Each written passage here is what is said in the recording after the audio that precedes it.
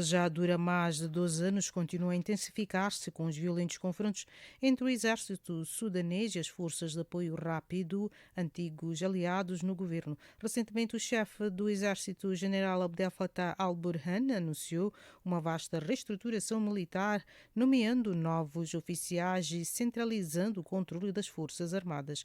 Este movimento visa consolidar ainda mais o seu poder, especialmente nas regiões centrais e orientais do Sudão, enquanto intensifica os combates no oeste, particularmente em Darfur. Com a guerra a gerar a maior crise humanitária do mundo e as tensões políticas a atingirem níveis críticos, vamos conversar com o Dr. Jovete Souza, do Centro Universitário Angolano, para compreender os possíveis rumos deste conflito e as suas implicações para a região. Muito boa noite, doutora Jovete, bem-vindo aqui ao programa. Muito boa noite, minha caríssima. As minhas saudações estendem-se aos ouvintes do Canal África. Sim, doutora. A recente reestruturação militar ordenada pelo general Burhan parece fortalecer a sua posição, mas também levanta questões sobre a centralização do poder no Sudão. Quais as implicações políticas desta mudança para o futuro do país? Bem, na verdade, o general está a tentar jogar na prevenção.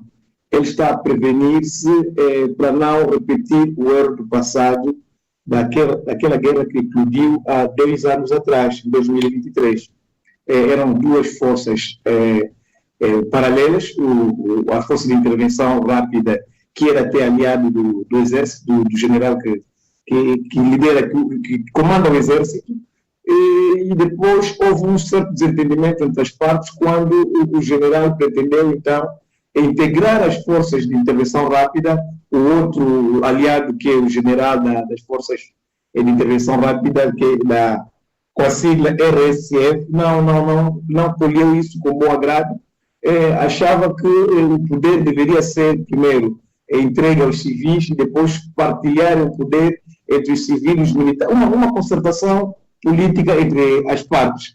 E, no entanto, isso não ocorreu, fez com que as partes ficassem desencontradas e então desencadeou esta guerra que se assiste hoje, que já está a levar um número de vítimas muito, muito elevado e condições humanitárias que se podem assemelhar àquilo que está a acontecer hoje na Palestina.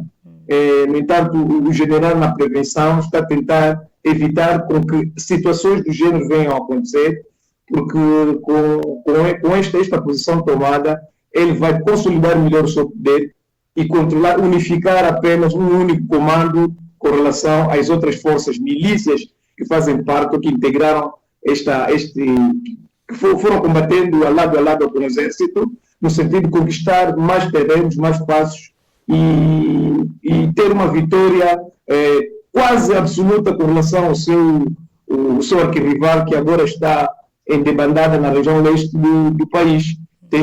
Montou aí o seu quartel-general, o seu reduto de força, no sentido de tentar ainda se conter aí um pouco, ver até quando consegue aguentar esta ofensiva feita pelas forças todas aliadas ao governo do general Abdel.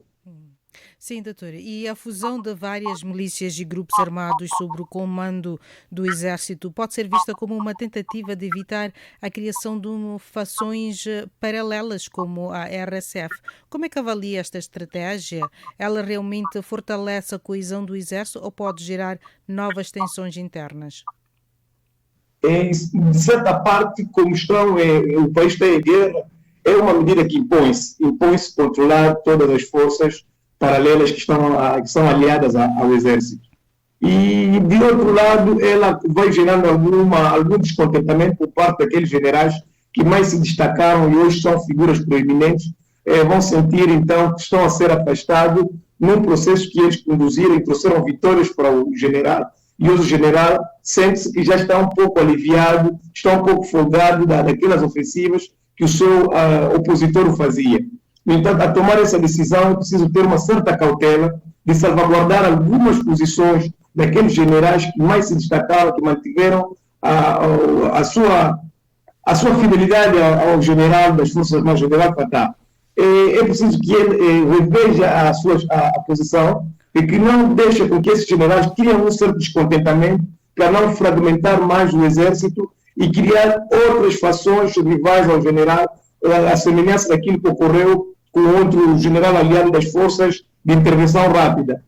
Acautela-se aqui um certo cuidado por parte do general, que não mexa em figuras sonantes. Ainda bem que ele foi cauteloso e não mexer o chefe de Estado-Maior, mas nomeou um inspetor jovem, uma outra figura, mas que não continuem a fazer mexidas naqueles que são as figuras que mais granjeiam confiança do Exército e que estão mais próximos a ele, sob pena de desencadear mais um processo idêntico de um descontentamento de algum grupo e criar outras milícias e formar várias frentes de combate que vai fragilizar esta vitória que eles já conquistaram ao longo do tempo. Sim, doutor. Sabemos que esta guerra no Sudão, que teve início em 2023, já causou imensa destruição e deslocamentos.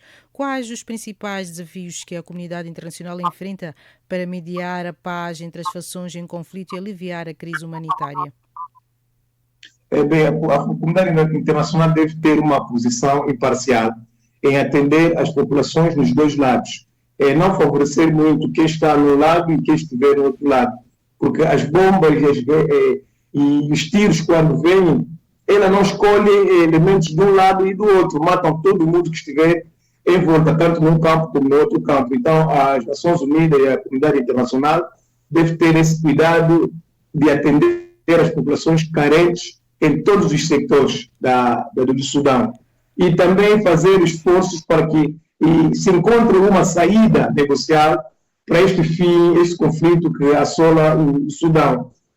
Porque com guerra não se consegue atender as populações que estão em zonas sitiadas ou em zonas de difícil acesso. É preciso que haja um cessar-fogo, um calar das armas para permitir, então, com que esses comboios humanitários, essas ajudas humanitárias, chegam até as populações carentes.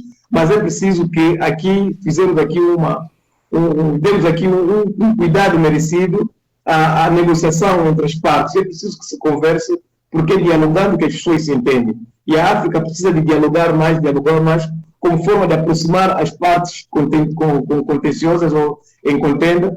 E a guerra não é o fim último, não é a saída dos problemas africanos.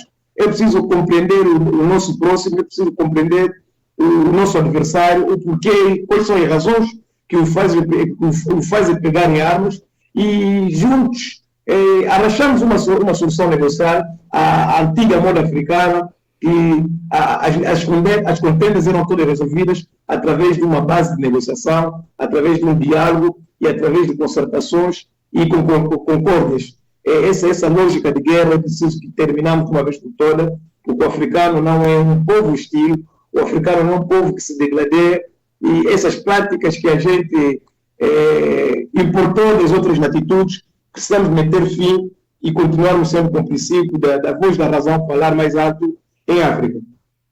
Sim, doutora. E Burhan reuniu-se recentemente com um Conselho Sénior dos Estados Unidos para discutir a transição para um governo civil. A intervenção também será crucial, não é? Para uma solução política duradoura, ou será que a dinâmica interna do poder no Sudão é o principal fator determinante para o futuro político do país?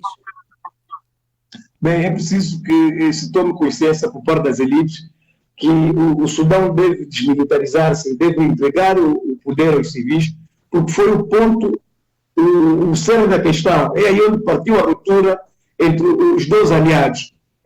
Tardava-se a entregar o poder aos civis e parece que o general Abdel apresentava já uma outra versão com relação à entrega do poder. A semelhança que fazem os outros líderes africanos, as líderes militares africanas, quando tomam o poder, em vez de trabalhar por uma transição, a passagem do poder aos civis, eles vão criando situações apropriadas para que eles retomem o poder, quer dizer, continuem no poder com uma outra capa, uma capa de candidato preferido do povo, porque os militares preferiram que, afinal de contas, o candidato para o general fosse mesmo candidato da condução do processo da governação do país, assim como está a acontecer agora que aconteceu recentemente no Gabão. São essas situações que vão criando algumas clivagens e que vão colocar algum descontentamento por outras partes, porque eles fazem as promessas no princípio e depois já não cumprem com aquilo que eles prometeram de entregar efetivamente o poder aos civis. É preciso que haja essa tomada de consciência, acabar uma vez por todas com essa contenda e negociar a transição ou a passação do poder aos civis e o país voltar a caminhar numa normalidade institucional, como se espera. Muitíssimo obrigada, Dr. Jovete, pelas suas análises e continuação de uma boa noite para si. Nós é que agradecemos e até a próxima. Obrigada. Com licença. E estas foram as palavras do Dr. Jovete Souza, docente universitário angolano, falando-vos a partir da cidade de Angola, de Luanda, Angola. Maremo Samo em conversas todas as noites, das 20 às 21 horas, no Channel África.